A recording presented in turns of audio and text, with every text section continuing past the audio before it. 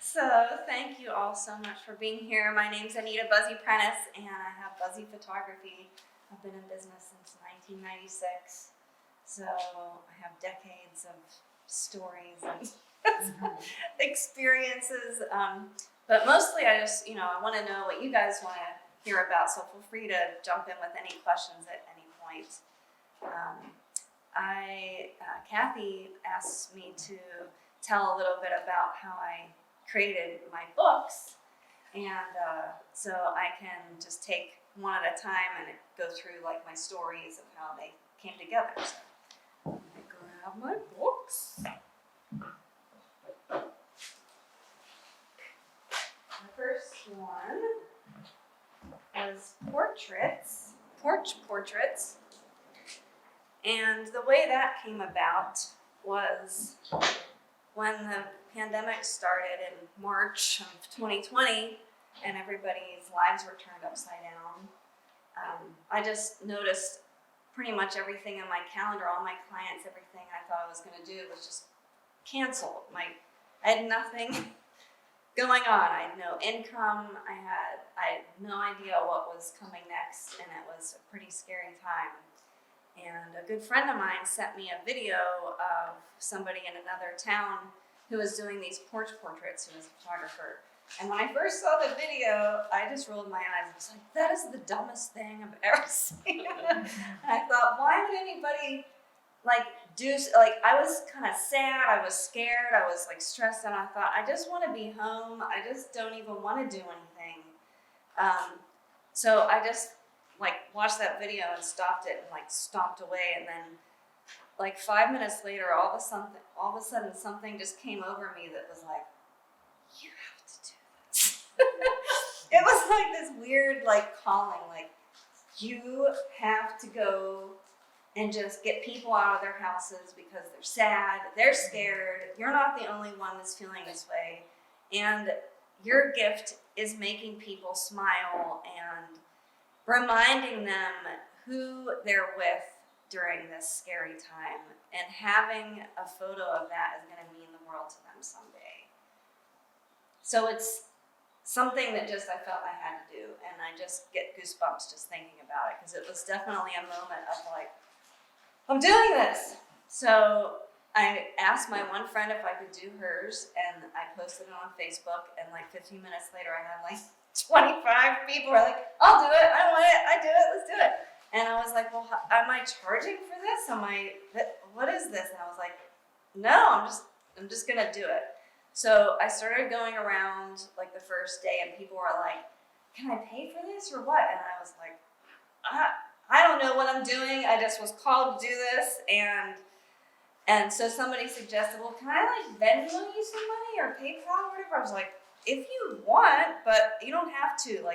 We're all sort of, our lives are upside down. I don't want to be paid for this. So just giving you the inside scoop, because we're all doing this for, a business, and there's part of, that's part of the process. So I ended up, a lot of people donated, and it got me through being completely out of work during that time, which was extremely helpful. And as I was gathering these pictures and talking to all these people, I kept hearing a lot of the same heartwarming stories about we're all a little bit freaked out by this, but we're actually having a really great time. I would pull up and they'd be on the porch playing cards, or the kids would be playing hopscotch with chalk and stuff that I hadn't seen since I was a kid. And people would be on their front lawns with a picnic blanket.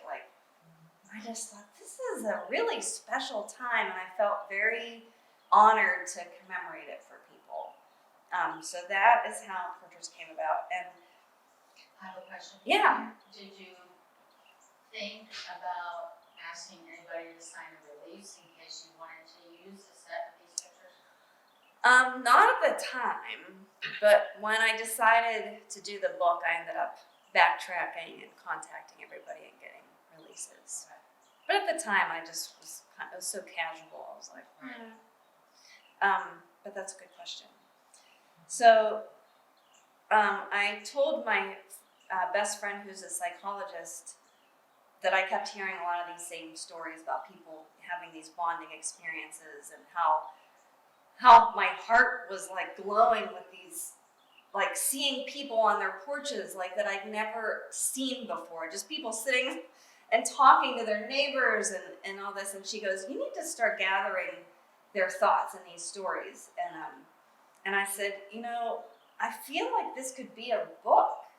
And she was like, I think so too. She said, I think you need to gather those stories. So she came up with some interview questions. And so I sent every person that I shot an email with the questions. And I said, we're thinking about putting this book together. I'm not sure. It just was totally casual. Like, here's a couple questions. And she talks about them in her intro here. But we asked them all, like, what do you miss the most? What are you enjoying? What is surprising you? What are you learning? And what do you hope for? So those are the questions. And it was amazing, the volumes of material. It was just, I would cry, I would laugh, I would open these emails and just be blown away by it, that how people were just sharing themselves. So we went through all the interviews, and I ended up shooting, I think, 255 portraits. And it got to be a real process. So I would get a couple names in the same neighborhood. I would say, like, I'll put you on the list. I would map it out, and I would figure out, like, how I was going to get from one place to the other, how long it would take, and get, like, a general timeline. I was like, it took a lot to figure out the timing and the mapping, and I would send them a text message and say, here's the time. It might be 15 minutes early, it might be 15 minutes late, but just be, it'll be around that time. So I became really good at figuring my way around town, and I trusted Google Maps and found shortcuts I'd never seen before, and roads that were amazing, and just the driving was really interesting. So as all these interviews came back and my friend looked through them, we sat down one day, and she told me the ones, like the most outstanding, most heartfelt answers that jumped out to her. And I showed her the pictures that jumped out to me. And the funny thing was, like, about 75% of them were the same people. So there were the ones that I had big stars next to, she had big stars next to, so it was like, it kind of started building itself, because I couldn't put all 255 people in there. It ended up being 74 families in there. And then there were a few pictures that I was like, I love this picture, but what they said was not quite, didn't show up. So some of those people, we would ask a few more questions to see if there's any more we could get out.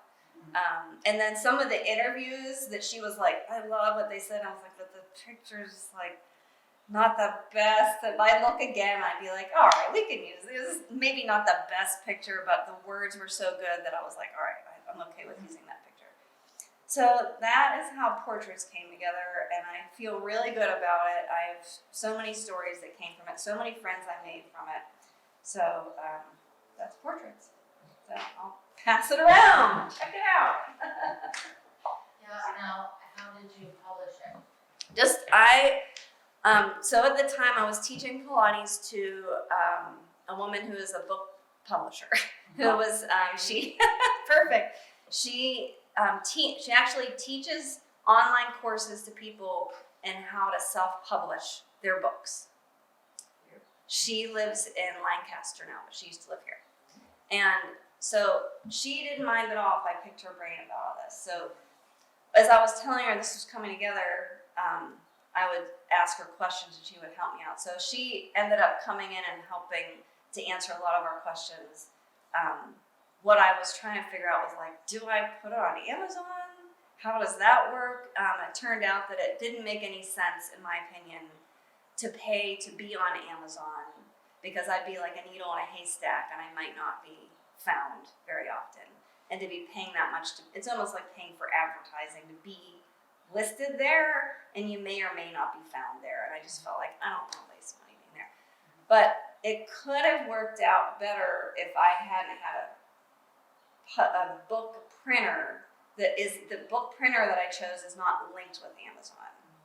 So I chose a book printer. It's called 48 Hour Books. And I chose them because they gave me a really good printing paper and high quality photo printing process. So I learned a lot about all the options. Some people have their books printed in another country and they get like thousands of them made, so then it doesn't cost as much per book. But I thought I'm going to get not as many made, but pay a little bit more to keep it more local, so I don't have to have 2,000 books sitting there that I never sell. So I bought 125 at a time, and then I ended up selling 3 shipments full of them. And I still have, I don't know how many, but somewhere around 300. And then we gave each person in the book a copy of the book. Oh, nice. And that felt really good too. My friend and I went around town and hand delivered books to as many people as we could, and it was really nice. How did you find your people? It was mostly on Facebook. Your own personal page? Yeah, or your My professional own page? personal page. And you just sent out a call for families? Yeah, I just said, who wants a portrait? Oh my gosh. And I just would And show a did picture you too have that I shot. geographical parameters, like, okay, I'm not gonna go to Washington, PA. No, I went everywhere. I went to Washington, PA. I went way up to like Zealand, Opal, Harmony. Like, so that was I went everywhere. But I would just group them into groups. Like I had like few in Bridgeville, and I would just say like, okay, I think Bridgeville will be there like next week sometime. So I just put it like, I had it all on little slips of paper. I had like these, I saved them over there somewhere because it was hysterical. I had slips of Post-it notes and like all with spread out, and I'd be like, okay, where am I gonna go tomorrow? And because it was so early in the pandemic, we weren't wearing masks yet or anything. I didn't want to go inside anywhere to go to a bathroom, or I didn't want to like worry about buying food places and stuff. So I would just try to condense it so I didn't have to like stop places. It was really challenging. So it was just Facebook alone? Yeah. Or no? Yeah. That was it. Did you ever say to somebody, well, if I'm going to come out to your region, could you find me a couple other families? I said that like to the Zealand, Opal, and the Washington people. I think they did. Like each of them had like, oh yeah, there's somebody down the street. Yeah. So that was a good idea. That was helpful. But not too many people had other people. Like it was kind of rare. And who edited your book? You? The yourself, graphic or your friends? design. My father-in-law is a graphic designer, and he did all the graphic design. Oh, and he helped with editing? Or was you and your friend? Me and my friend did the editing. My daughters and husband and I did the proofreading. It was hard. Yeah. I am not saying it wasn't easy. That part of the process was very all the dots and the, oh my gosh. I mean, people's, in there, the names, the spelling of people's names. Oh, we got our proof back, and that we noticed that somebody's name had like one extra T. It was like, there's some really strange spelled names in the world, so we saw them all. It was really hard, and that's not what I do. Like that's not my life's work. So that was like that was a challenging part of it. I was like, can I just keep taking more pictures? So the printer was local to here? 48 Hour Books is in Akron. Okay, not too far. Yeah, so they shipped That's them. really nice quality. It is, thanks. Did you have to do a lot of back and forth with like what the photo looked on the screen versus what you got in print? Like sometimes it's a big. It's really Okay. good. We ordered one proof book, and when it came, I was like this. I was so afraid. I was like, I'm gonna get this book and I'm gonna open it and go. I was like, I was so scared of what it was gonna look like, and it was the opposite. I opened it, and I went, like the sort of crackle of the page, and like it was like, and the shiny cover and the silver on the top and everything was like, oh, it looked so good. I was so happy. So I was that's why I picked 48-hour books, is because they sent this, they have like an intro, like if you want to self-publish, here's a book to get you started. And it's like explains like all the terminology and stuff. And they had in the back the page quality. And that was when I went to the library and I pulled out a bunch of photo books and I was like, what is good page quality? Because you've seen it your whole life, but you never really thought about what you want your pages to look and feel like. And I was like, I want something beefy. I don't want some. And I would look at photo books that were obviously printed very cheaply, and it looks and feels crappy. And I was like, I maybe will pay 4 times more for this. But I was telling Polly a little bit ago that I didn't do this to sell books necessarily. I did it because it was like an expression of the love and caring I felt for people through the pandemic, and how the sort of message I wanted to send of the togetherness. So it was like more of an artistic expression than a money-making venture. Did you make back money? I made back the money that I spent on printing, yeah. So Yeah. I have a question. So this was a wonderful personal project. And when you finished, did you call the media? Did you have come meet the author night? Did you? I couldn't because it was like October of 2020. Well, I couldn't do any in-person stuff. Yeah, but okay, so once, now that you can have people over, did you get asked to be interviewed? I was Go on tour? I never really, it's like it's not in me to market it, so I never really did that. So maybe I'll do that now. Is it too late? Sure. Now is it past It's its such a great personal importance? project. I mean, you could have, so many galleries would love to hang some of these photos and, to go into photography schools. This is such an interesting project, and the psychology there, you really captured something really special. Thank you. I remember when it broke my heart to see these graduating kids.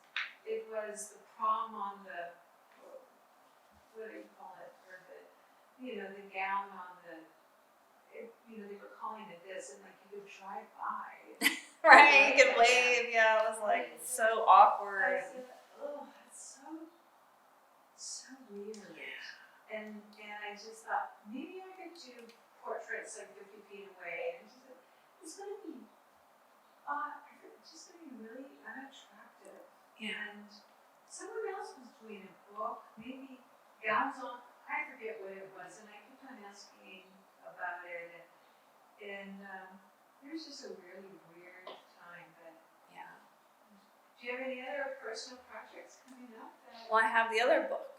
So after the first book, After the you first were like, book. I will do it again. I was like, I will do another book. Here's Waiting in the Wings. When did you say you started the previous one? So I shot all the portraits in May, June, July of 2020, pretty much. You finished in October-ish. And I printed the book was printed in September, and I was passing it around October. So it was like May to October, pretty much. Yeah. So yeah, after that was over, I kept being drawn to like these dance pictures, and growing up I was a dancer, and like always dreamed of being a dancer when I was little, and just really I've always loved movement photos and everything, and never really thought about doing them because I was always doing more families and weddings and things like that. But after being through the pandemic and having everything sort of like the slate wiped clean, I was like, well, what do you want to do with your life? I was like, I at least want to give shooting dancers a shot and see if there is a market for it. I don't even know. I was like, I'm just going to try it. I'm going to shoot dancers and just see sort of what like the world brings me. So I signed up for this course with this woman in New York City whose work I love, named Rachel Neville. And we were supposed to go there 4 times, but then we couldn't because of the pandemic. We had to do everything on Zoom, except for we did go 2 times, but not 4. And I started asking dancers that I knew to come in so I could practice what I was working on. And as I was doing that, I was like, is this another book? Could I make something out of this? And as I was talking to the dancers, I started to have a similar draw. Like, they're all saying similar things and they're sharing their hearts with me. And I mentioned it to my friend again, and she was like, I'll start gathering the interviews. Let's do it. So I sent them a list of questions, and I can't remember what they were. They were like, how has this time changed how you view your career? One of the really big questions was, is dancing and healing related in any way? And just the answers that they came back was very moving, and as well as the pictures were very moving. And it was very different. I can't really compare it to portraits. It was not as much of an expression of humanity or whatever. It's more like a niche, like the dancer world. But I felt really good about portraying their time and what they went through. And I think a lot of people can relate to their own situation by some of the quotes in here. So check it out. That is waiting in the wings. And I was able to promote this one a little bit more because it's a little easier to see people now. This one just came out in this April. So it was a good excuse for me to practice what I was working on shooting dancers. And I don't know, what else do you want to know? I don't have as much to say. It's like they don't have as many The second stories. time, did you, when you were doing the shooting, were you anticipating the book and getting your releases and thinking in terms of a book? A little bit, yeah, a little bit more, because I'd been through it already and I was remembering the grueling process of getting the releases back. Yeah, getting those releases back is like really challenging. And were you charging for these studio sessions at this point? But they weren't working either, right? Yeah, they Or were. some of them back, or not yet. They were all pretty much off stage during this time. So these were all complimentary sessions. What space is that? The windows? That is a half-built building in, I think it's built now, but called the Riviera. It's in, I guess, 2nd Avenue, like sort of looking over the south side. Got it. I never know what that area is Well, called. is it in Uptown? It's like, I'm trying to figure out, because I see, like, first I thought it was like David Lawrence, but I see there's downtown. It's probably. it's look, out the windows is the south side. Yeah, that's So the south side, It's on yeah. the Hazelwood side. So it's down, sort of like by Hot Metal Bridge. Oh, okay, yeah, in that tech park. Yeah, Yeah, yeah. exactly. Technology Center. Right. Yeah. Yeah. Used to be. Anita, could you hand me another copy of your portrait? So I Yeah. Let me keep looking at me. Sorry. So- Yeah. So when you were when COVID first happened, like, so how was your, because your husband's a musician, right? Mhm. Okay, so how did you guys deal Yeah. with just? Well, luckily he's an IT guy at Pitt, so we were able to have some, his income helped us. And Did you get a PPP loan and things like that? No. or- Okay. But that's luckily, nice. I mean, this Yeah. studio, when I was shooting weddings, I just sort of paid for this space. So I don't really have like any overhead, and I don't have any employees or anything. So I just kind of like paid. Yeah. So that was very helpful. I tried to set up my life so that I didn't have like a lot of overhead. Aren't you glad?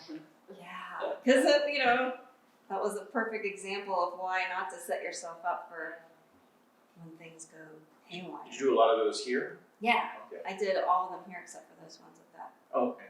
technology center. This is your friend, Lisa? No, that's No, Katie who's Gaines. that? She was a different person, so I can tell you about that collaboration. My friend I'm talking about was her pictures in portraits book. But Okay. so when I was thinking about doing something with this project, I reached out because I wanted it to benefit the dance community, and I was trying to find some sort of charity or organization that like helped dancers in some way. So I was reading an article, and this woman runs a mental health for dancers group, and she goes into schools and companies and helps them because there's a lot of anxiety and eating disorders and just stuff that they go through. And so she has her own set up there, and she helped me connect me with some of these dancers because she is linked in with a lot of them.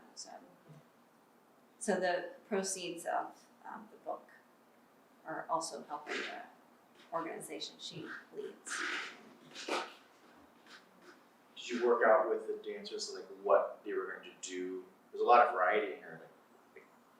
How did you kind of have that certain amount of friendship? Yeah, I made a Pinterest gallery Okay. of positions, at least, that I really like, that sort of draw me in, and a lot of them had great ideas that they came with, and a lot of them had seen other people's friends that that I've shot, but it just sort of comes together like at the shoot sometimes, like you. How Just, did you get the space at the river? The tech thing? PBT hired me for that one shoot for the cover shot, Mhm. and then there's like Yeah, One so shot this inside. was like. yeah, it's like by the window. There's one right up it over there too. Okay. That was like sometime in 2020. And so those were the only two shots that I didn't shoot here particularly for that. And they're the only two shots I was actually like paid to do. And I really wanted to use them for the book. And I was like, do I ask? Like, how's that? And then I noticed that they were using those pictures for everything without asking me. So I thought, well, I just use it and I don't even ask them. And I was like, no, I can't do that. So So, I asked them, and they said okay. So it all was good. So it's that when you're shooting for people, what's your usual policy on copyright and licensing? Or just kind Sort of a understanding and a hug and a yeah. I don't know. Because you could absolutely use those photos in the book because you have the copyright unless you sold it to them. Right? Yeah, we didn't have any contracts. But it is nice to. Yeah, talk, I never want yes. anybody to be like, I can't believe she didn't even say anything. Yeah. But yeah, I went to see a Nutcracker, and I sat down and opened the program, and there's this full-page ad No. for a law firm using one of the pictures I took, and I was like, all right, whatever. Well, And then it's one like they use a full-page ad of one of the pictures I took for Giant Eagle. I was like, that's like you a know, couple $1,000. I know, Yeah. it's like I could totally like get in some stupid law. or Joint whatever. ASMP, they just launched, actually something like Pixie, right? yeah. I'm not sure, I didn't see the Oh, launch. yeah. They just, the organization we're with, just launched, I could be wrong, it's a business that people go to say I've been infringed on. And they're a little bit more aggressive than what they used to do, a little bit better organized. Of course, delay, I don't know, Right. it could be common usage, and now I think they see so many other companies are making a business out of it, they may as well too. Is that right? Did anyone see the launch of that? Yeah, I haven't looked at it really, but yeah, a lot of companies will infringe on work until they get caught. Yeah. I mean, and they So don't pay got- because they know. They know they did something. know, but yeah, It's that's. gotten more common in the last year or so. Yeah. Where they'll just do it. Yes. And see what happens. It wasn't necessarily nefariously. Like one of my friends, she's a photographer. She graphic design photographer out in Texas, but she took a photo of something, and it's like 50 Cent ended up using her photo for the cover for a digital release of a single. And she's like, she came down on it. Like, she's had stuff, but she came down on that one. And it was like an intern grabbed, because they don't watch everything. Some intern, like, find an image and put on the, get it, they just say get an image. And the intern doesn't necessarily know about intellectual property and that kind of stuff. So they just go to Instagram or Google things and they find this looks cool and put it in there. And it's not necessarily like they went and found this, but but at the same time, when you manage yourself, like 50 Cent, intellectual property of music, should know better about the visual. And she fought it and she won. And it just, it was a, with celebrities, it's a lot of money. Yeah, I mean, because they have money, but they just, I think they can just do stuff and not watch, oh, my intern did it. It's, It doesn't matter, it's published. It's Same with you, I mean, some, as a law firm, They should know better. And you know what? They're probably waiting until they get a letter, That's right. and then they will pay you. and So make up for COVID. Maybe. You know? Just send that letter. Yeah. Get my law firm to contact them. Or law Yeah, you have to firm. get So the photo in question, I guess the one with all the windows? Yeah. So that was done for ballet. And then, so they, I'm new to this whole rights thing. How the arrangement works with, I guess they pay you a usage, because it's not a work for hire because you're a contractor, so you own it, but you license it to them. And they have it for X amount of years. I didn't have any contract whatsoever. They were just like, Okay. can you come shoot some dancers at this empty room? And I said, sure. And I probably would have done it for free because I was doing this book and I was like, oh, that'd be awesome, cool. So it kind of fell on the umbrella of this other project you were doing. Yeah, Okay. but she said, well, how much would that cost? And I said, well, how much do other people ask for something like this? And she said, well, we have a guy who comes and it's usually like around $1,000 for like a day or whatever. And I said, this is great. I said, well, this is gonna be like just a couple of hours, so like, how about 500? And they were like, okay. So I always put it back to them like, yeah, well, what were you thinking? Like, what? No. Well, no, it depends on the situation. It really depends on the situation. For this situation, I really just I would have done it for nothing. But for most people, and here is the rate I have it like for this. It For just- this, it was different. You did beautiful art for a company in a specific set. Anybody who uses those images in something, you should be properly compensated for it because At you least did beautiful art. Credited. You Yeah. know? Thanks. Yeah. No, you don't need credit, you just Well, pay me for my image, you know? Yeah. But it's It all worked out. They got great images for their thing. I got great images for my thing. so maybe if you need a lawyer, he will do free work for you. Maybe I'll say like, Okay, how many hey, hours I'm did the it take you to person. do that photo? That's right. Yeah. You use that picture, so I just have the contract. I need you to help me come up with. So I have a question regarding these, I mean, they all look, like, did you have a specific, did you use the same lens, did you use the same time of day? For Were you portraits? trying to, were you trying to get this basically a homogeneity of the look? It's just kind of how I see the world more than anything. I didn't really try to, but I love shady scenes. I didn't really want any brightly lit anything. So they all have a similar just Right, shaded you know, porch Yeah. look. Yeah. So did you bring any lighting? Cause No. they're all well lit. I just tried to schedule it for when the lighting was going to be good. Uh-huh. And it was spring, so that was helpful. Same Was that lens? like- Yeah, Yeah. I used the same lens for all. I would get about as close as you guys are. Like I didn't stand, on the road or whatever. Like I got close, but I didn't get super close because people weren't wearing masks. It was the 24 to 70, Oh, really? and usually I was, But yeah, I love the color. The cover. thanks. That's one of my favorites. There's so many. There's Yeah, the such dogs are character, very you nice. know. Did you start out in black and white, or is it? Some of the colors of some of the images are really interesting, and I thought about making it both.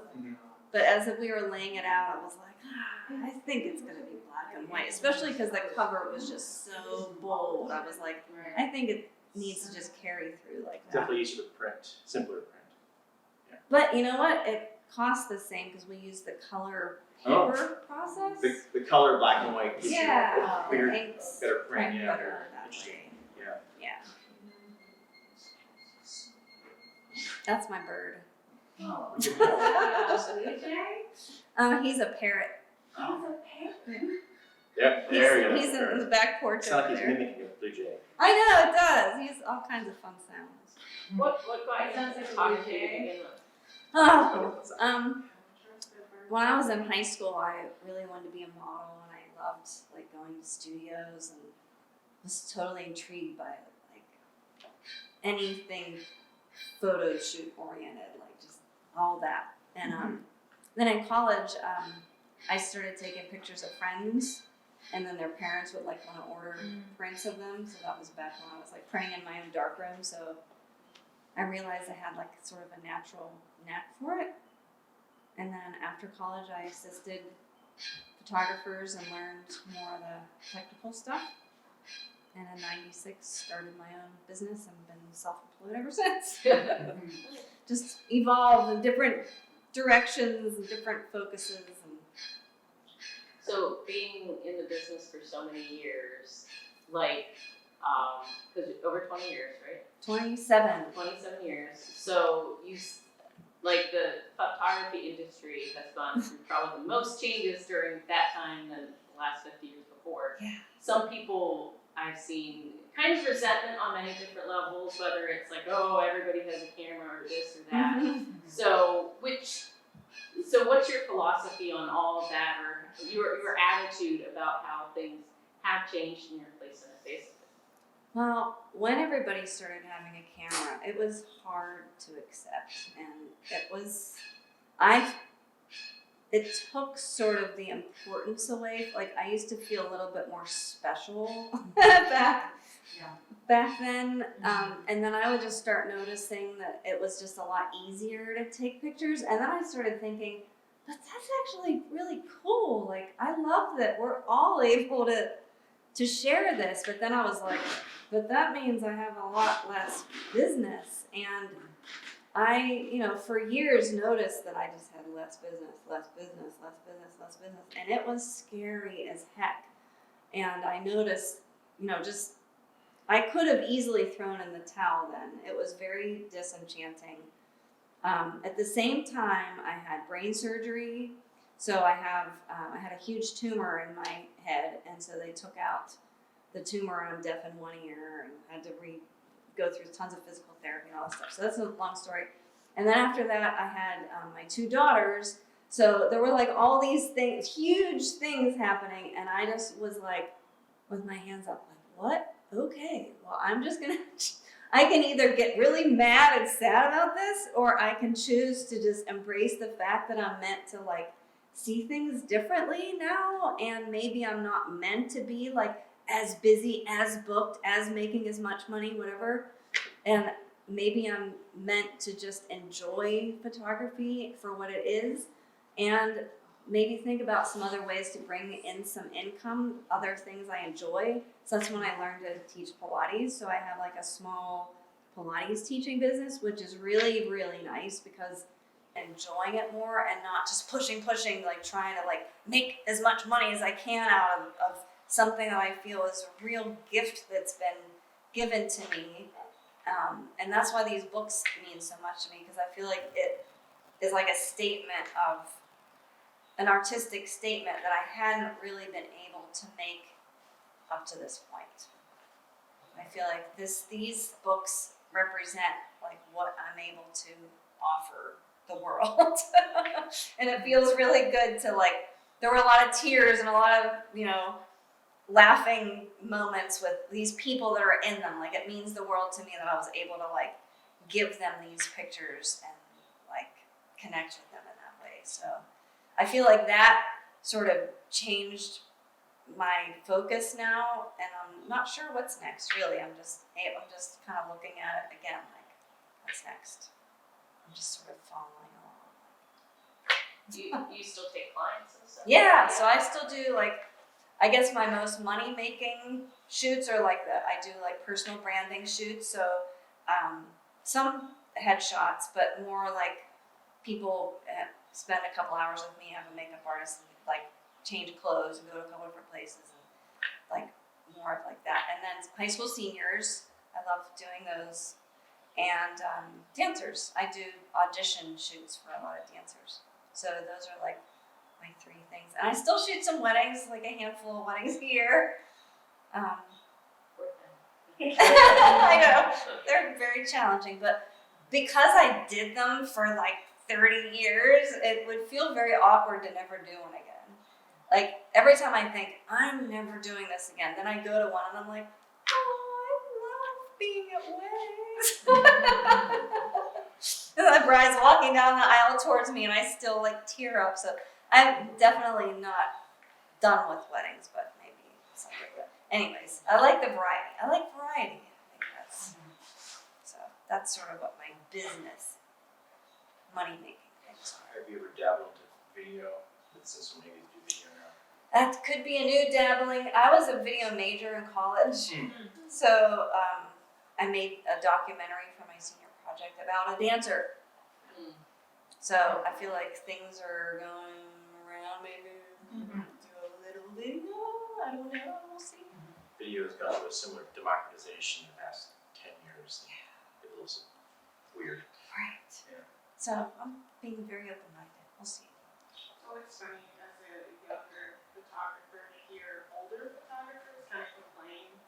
Well, everyone thinks that they can do photography. Well, if you were good at what you do, like you are not competing for the same clientele. So I don't understand why it would be an issue that someone with an iPhone considers himself a photographer. Either you know how to use your gear or you don't.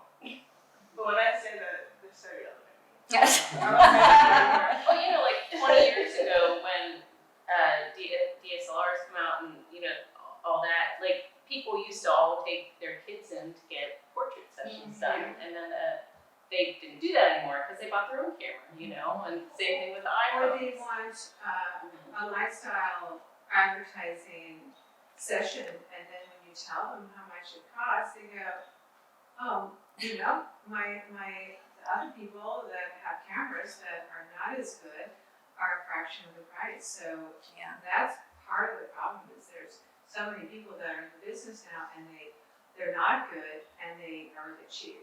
And when you go back and you kind of Google a person, you see that their advertisement on a billboard, you go, wow, Yeah. sorry. Sorry, I mean, you just don't, and some people get it, they value it, they don't even ask what the price is because they just want you. Right. I think that's the distinction. People that anyone that comes to you as a professional says, well, if I go to so-and-so, I can get it at a fraction of the price. Well, they were never prepared to pay your rate anyway. They were shopping for a deal. Right. And those people were never your client to begin with. Exactly.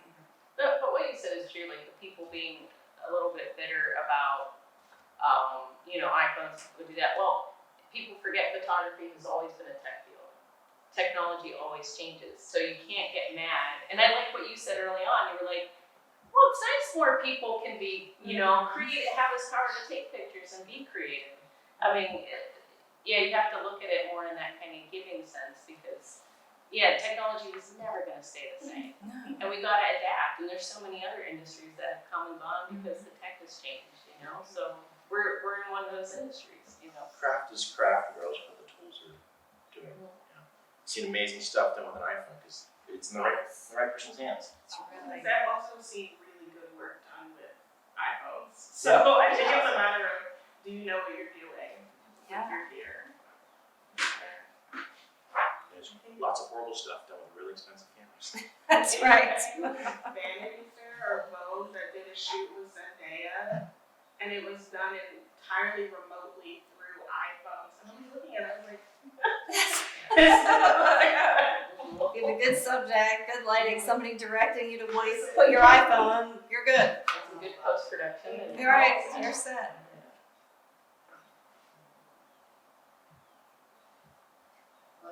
books are really beautiful, Anita. Thank you so much. Same publisher? Yeah, thanks. Yeah. Same publisher. Yeah. Yeah. Perfect. Is that the same printer? as Yeah. the- Yeah, fantastic. Thank Oh, you. sorry, what did you use? 48-hour books. 48.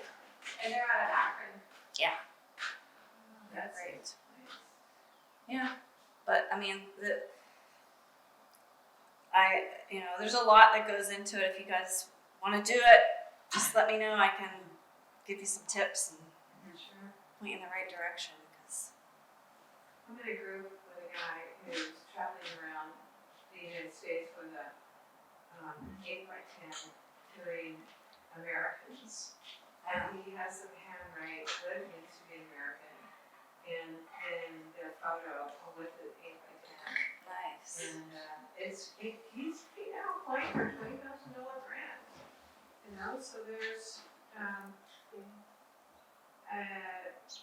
and he gets a lot of press and galleries are interested, but he's finding the audiences. He's out there, and it's almost like his full-time job doing that. And yeah, it originally probably felt very awkward for him at the beginning, but I feel like Yes. I want to end my statement to whoever wants to hear it by saying that, like when I hear things like that make me feel like this is what I should do, and I start to feel like anxious, like I really should, then I immediately need to like turn it around and realize what is more important than anything is just sort of being a happy person in general and like enjoying my day. And if the only people who ever see this book are the people who are in it and bought it up to this point, and you guys, like, that's great. Like, I mean, it'd be cool if like more people saw it, and maybe I could pay, some agent $5,000 to like get me some articles and whatever. But I feel so good about the process up to this point, and I feel like that's what life's all about anyway. So yeah. that's like my answer to Well, that. if you are interested in more press, I'm a freelance writer and I have a friend who's the arts editor for Observer. Cool. I'd be happy to. Sure. set Feel free something to up. spread the word if you can, but I'm like feel very blessed and very grateful for the fact that I was able to do this at all. The fact that I'm here with you today and it's a beautiful day. And I really appreciate you opening up your space and letting whoever could come in. thank you. This was really, really nice. And somebody told me you used to have little photography sessions. Yeah, or I used to meetups. have the Inspired Photographers with Kathy. That's how we know each other. For a good, I had a 5-year stint. I forget what the dates were, and then we had like 5 years off, and then we got together for like another 5 years. And so it seems like I have like this group gets together, and then we sort of don't see each other for a while. But now we're just like online. So you're welcome to join my little Facebook group, Inspired Photographers, and it's just people that support and encourage each other. The original concept was we just got together once a month and worked on a common theme. So like 1 month it would be like water or something, and we would all just like shoot water stuff and then get together and show our work, and it was just for fun, and we made some great friends out of it, and people created some great images, and that was what we did. It was really, really a good thing. And then I just got a little bit strung out from it. I was like, so does anybody else want to host next month? And people would be like, Yeah. so I just ended up having it like every month, and so that's why I like it. I do it for a while, and then I take a break. So I'm just taking a break, but it might come back. Who knows? Yeah, because we ran into it. Who was the guy, Dan, who was at Premiere Image? What was his name? Was it Matthew? Or he showed up at our, and he mentioned that he was. Was it Jason maybe? Premiere. Was he part of Well, the group? He saw that we were having a little meetup. He must be in our Facebook group, and he came to our little thing at Premiere Imaging, and he was mentioning that he was a part of your group in your Facebook group, and I guess came, but Yeah. I can't remember his name, but yeah. Yeah, it's great. Inspired Photographers. pictures. I might have to like invite you or something, but you could try to browse for it. Your website's really great. Who do you use? Just my husband's an IT guy, so he helps me. Oh, Is it WordPress or? Yes. oh, it's so nice. Thanks. I don't update it very often. It just sort of sits there. It's pretty kind of basic, simple. Nice. Thanks. You can do that. It's very, very helpful. I mean, he makes me do, like, sometimes I'm just like, I don't want to understand how it works. I just can't just like, help me get it done. He's like, you need to resize all these pictures and put them in these files and then upload. I just want to take pictures.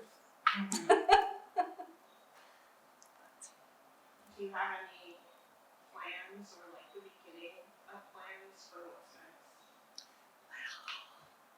I can't help it, but I am starting to think about another project. It's colors and wardrobe and seasons, and I'm working with a wardrobe stylist who does people's like colors and figures out what season you are. And so we're starting some, we're just playing around. That's kind of how these all start. But it could turn into something or not, I don't know. We'll see. You still do darkroom stuff? No. I have my darkroom still set up at my parents' house where I used to do my darkroom stuff. Oh, so you're printing, do you have printing here or No. where do you? Adorama, the Okay. Printique, yeah. Yeah, what do they call them now? Yeah, they're good. So you've been happy with Printy? Yeah. Printing. That's Is all that nice. Adorama's new name? That's their printing. For the printing, right? Yes. So these, the foam core, is that local or is that? A lot of those are stuck on Super Plaque, which is a company in like Canada. And you send them a print and they stick them on this like wood. It looks like foam core. It does. There's There's- black insert, It's not blue on it. or insert or black core. Oh, wow. It's like a density board like that. Fiber board. There's Yeah, a lot of them are on Super Like Plaque. masonry or something? It's that kind of that density fiber board. There's a couple of Look foam at the picture of the dancer, in the tutu going, doing, with her hands down. Is that? Like the top, second one? yeah, that's Super Plaque. It has a different edge, so you can choose. So it has a thick edge. Yeah, this one is the thicker edge. It's got like fuzz balls and cobwebs on it. But this is like you can choose different edges. But these things are so sturdy. It's not that heavy. So what, you'll get your print from Adorama and then send it there? Yeah, this one, Okay. this giant one is a Super Plaque. Oh, this is nice. It's so nice. You just get it done and just plop it on the wall. so I can take And it's, some notes. they kind of mat it, or it's some kind of I like the edge. Printing PRINTIQ. This was great. Thank you. Oh, is that Okay. you? Yeah. That was your husband. Where, can I put this back here, or where can you do it? Super. Yeah. Did you go to Canada, or it? Like, Yeah. This is in Canada. okay, So we can- okay. Oh, that's It's nice to see everyone. Oh, Bye, nice to see you. It was so nice to meet you. Thanks for coming. I joined your group. Oh, great, perfect. All right, well, this concludes our presentation. Thank you. Thank you. Sure, thank you.